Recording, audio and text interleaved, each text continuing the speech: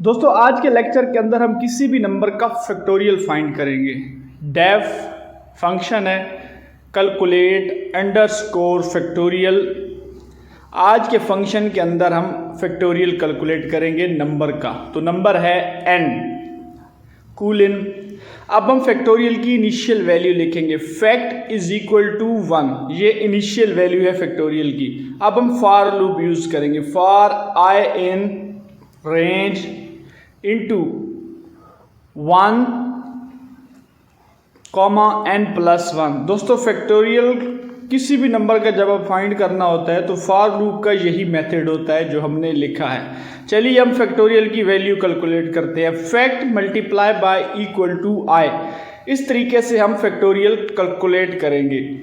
अब हम फैक्टोरियल को प्रिंट करते हैं। Print into fact. सो इस मेथड से हम फैक्टोरियल प्रिंट करेंगे। अब हम अपनी लास्ट लाइन ऑफ कोड की तरफ चलते हैं। Call the function. अब हम अपना फंक्शन कॉल करेंगे और उसके अंदर अपना मतलूबा नंबर लिखेंगे। So call the function. Function is calculate underscore factorial, ये हमारा फंक्शन है। Into a number, number is 5। हम नंबर 5 का फैक्टोरियल कैलकुलेट करेंगे।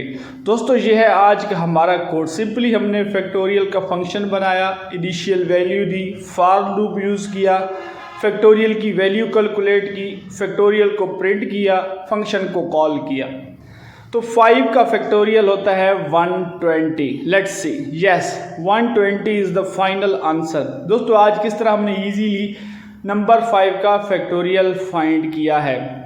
चलिए कोड को ज़रा थोड़ा सा आगे बढ़ाएंगे। अब हम नंबर 6 का फैक्टोरियल कैलकुलेट करते हैं। Let's see the result what happened in output.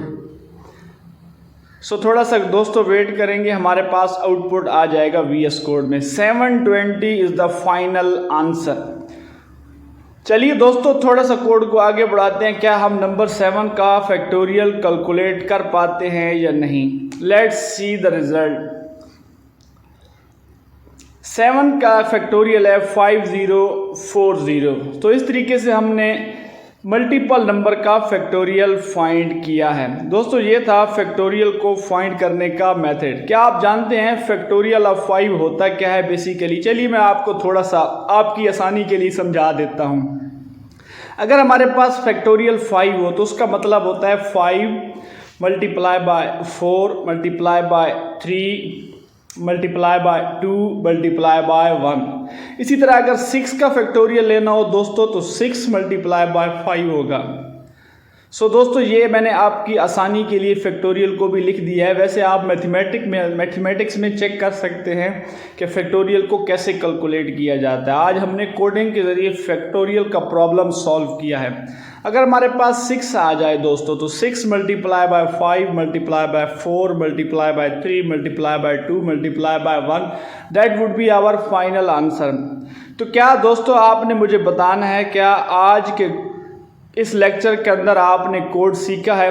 अगर आपने कोड सीखा है तो मुझे कमेंट सेक्शन में ज़रूर बताइएगा ताकि मेरा पर्पस कंप्लीट हो सके कोड सिखाना।